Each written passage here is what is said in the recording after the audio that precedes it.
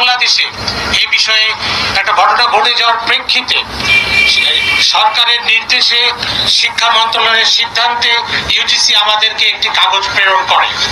তার পরিপ্রেক্ষিতে আমি তোমাদের বলি, তোমরা আজকে যে দাবি দেওয়াগুলো দিয়েছো আমার কাছে লিখিত যে 5টি দাবি দেওয়া এসেছে, তারই প্রেক্ষিতে এখন আমি তোমাদের সে দাবি দেওয়াগুলো আমি জবাব দিচ্ছি প্রশাসনের পক্ষ থেকে, এবং এই জন্যে এটা বাস্তবায়নের জন্য তোমাদের সহযোগিতা একান্তভাবে প্রয়োজন।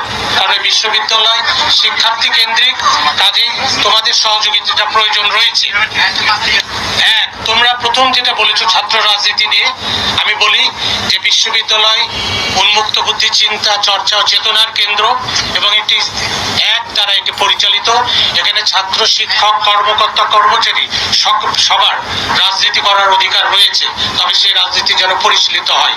এখন তোমাদের কাছ থেকে যে দাবিটা এসেছে ছাত্র রাজনীতির বিষয়ে, আমরা সিদ্ধান্ত নিয়েছি এখানে কিন্তু আমি যা বলছি এখানে আমি আমার শুধু একার নয়, সকল প্রশাসনের পক্ষ থেকে এবং বিজ্ঞ শিক্ষক, তোমাদের যারা শিক্ষক তাদের সবার সাথে বসে আমরা সিদ্ধান্তটা নিয়েছি।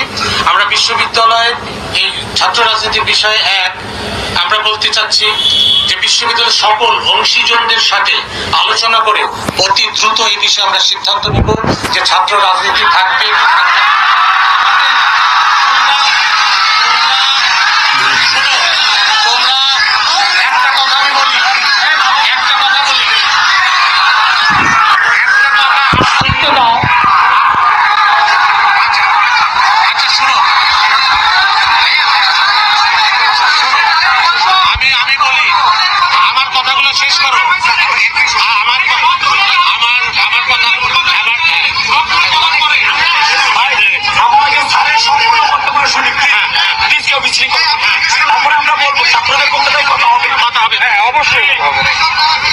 আমাকে কথাটা বলতে দাও।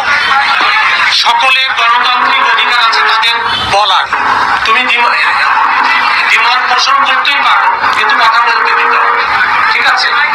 এটা হলো আমরা এক। দ্বিতীয়ত অস্ত্রের ব্যাপারে, উদ্ধারকৃত অস্ত্র ব্যাপারে আইন শৃঙ্খলা বাহিনীকে আমরা যথাযথ ব্যবস্থা গ্রহণের নির্দেশনা দিয়েছি। এ ব্যাপারে আইন শৃঙ্খলা বাহিনী কাজ করছে। 3 নম্বর, 2 নম্বর হলো উদ্ধারকৃত অস্ত্র সমূহের ব্যাপারে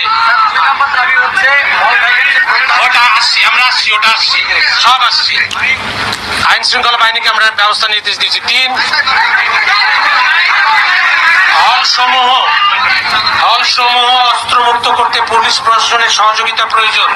এ বিষয়ে আইন শৃঙ্খলা রক্ষা বাহিনীর সাথে আমাদের কথা হয়েছে, তারা দ্রুত এই ব্যবস্থা নিবে। 4, আমাদের শিক্ষার্থীদের সকল প্রকার আইন শৃঙ্খলা পরিপন্থী কাজ থেকে বিরত থাকার জন্য অনুরোধ করা হচ্ছে। শিক্ষার্থীদের নিরাপত্তা নিশ্চিতে প্রশাসন সচেষ্ট রয়েছে এবং এর জন্য যা যা করার প্রশাসনের পক্ষ থেকে করবে।